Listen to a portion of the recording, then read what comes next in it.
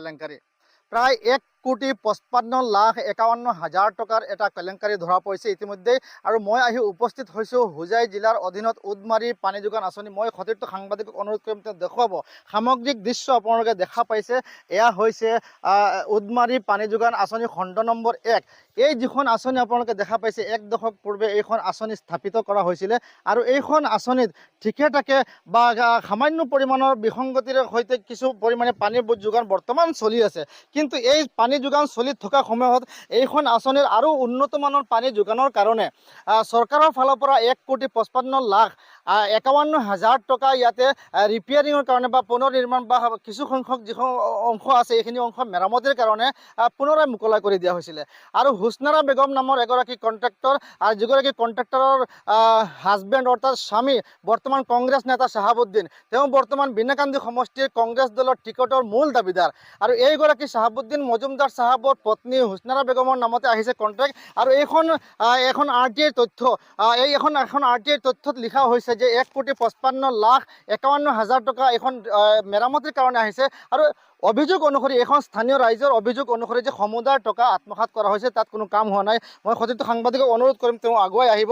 ইয়াত কিছু সংখ্যক লোক আছে, ইয়াৰ অভিযোগকাৰী আছে RTI কৰ্মী। আপুনি শুনিছোঁ RTI পৰা এইখিনি তথ্য লাভ কৰিছে, আপোনালোকৰ অভিযোগ কি কওকচোন? চাওক, এই আঁচনিটো ২০১১ চনত স্থাপন হৈছিলে। স্থাপন হোৱাৰ পিছৰ পৰা আজি পৰ্যন্ত এক প্ৰকাৰে বিকল হোৱা দেখি পেলাই মই ইয়াৰ স্থানীয় যুৱক হিচাপে মই RTI কৰিছিলোঁ।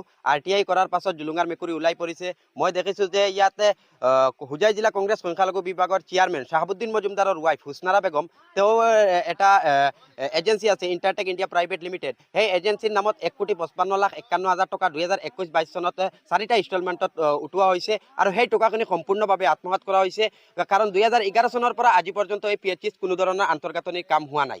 আৰু এইখিনি তথ্যটো দেখা হৈ গৈছে যে ২০২১ চনৰ ৬ জুলাই তাৰিখে ৮০ লাখ টকা, তাৰপিছত ১০ অক্টোবৰ তাৰিখে আপোনাৰ আছে 45 লাখ, তাৰপিছত 13 জানুৱাৰী ২০২২ তাৰিখে আছে 7 লাখ, তাৰপিছত ২৪ জানুৱাৰী ২০২২ত আছে ২১ লাখ, অৰ্থাৎ ১,৫৫,৫১,৫০০ টকা। এই ২১-২২ চনত কিবা কাম হোৱা নাই? নাই। ২১-২২ চনত ইয়াৰ আমাৰ স্থানীয় ৰাইজ আছে।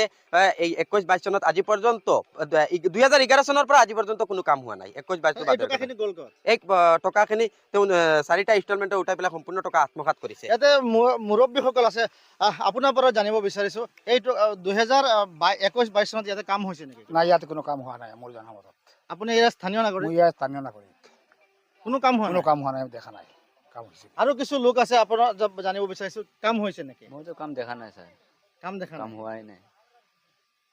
আপোনাৰ ওচৰত আহিছোঁ, ইয়াতে কিবা কাম হৈছে নেকি? কামটো দেখা নাই, কাম দেখা নাই। কাম দেখা নাই।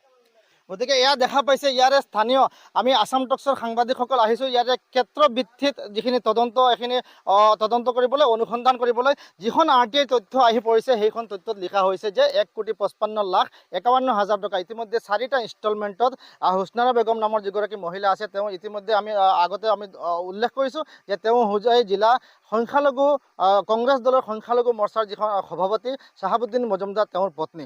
কংগ্ৰেছ নেতা চাহাবুদ্দিন মজুমদাৰৰ পত্নীৰ নামতে যি ১,৫৫,৫১,৫০০ টকা উঠৰাই নিয়া হৈছে, ক্ষেত্ৰভিত্তিত আমি অধ্যয়ন কৰি দেখা গ'ল যে